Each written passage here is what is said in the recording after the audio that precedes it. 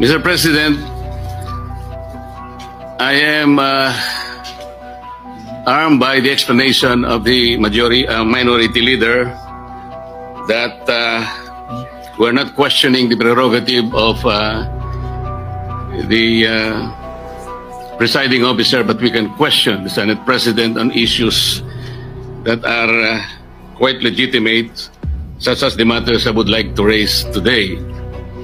Unsettling because, Mr. President, on September 9, in your interview with ANC Head Start with Ms. Karen Davila about the Blue Ribbon Chairman being a lawyer, your answer is, there is no such thing as a rule na dapat abogado yun.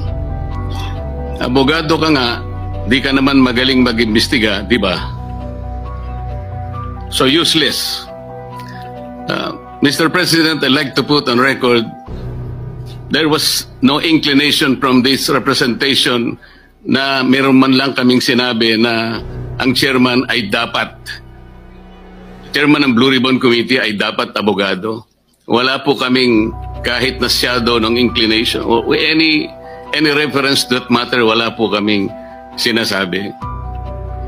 Ngayon po yung sinasabing abogado ka nga, di ka naman magaling mag-imbestiga, hindi ko po alam kung sino po yung tinutukoy ninyo, sapagkat narinig din po kayo sa inyong mga interviews.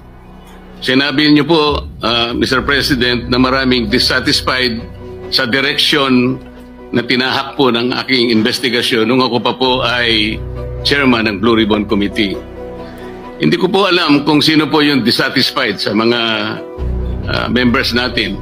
Wala naman pong perfecto, Mr. President, pero sa akin pong pananaw ay ginawa ko po yung aking makakaya. Kung meron man po akong pagkukulang, ay humihingi po ako ng tawad sa aking mga kasamahan sa Blue Ribbon Committee. Ngunit hindi ko po sinadya na ilihis sa direksyon ng tamang pag-iimbestiga ang ating Blue Ribbon Committee. Noong September 10 po, 2025, ang programa pong Sa Totoo Lang, sa 1PH, nandun po yata si Job Francisco, Chiki Berhel, Cheryl Cosim. Ang sabi po ninyo, with reference to the affidavit of the Discayas, may suspetsa kami na inedit yung affidavit. Mr. President, ito po ay indirect affront to the integrity of this representation.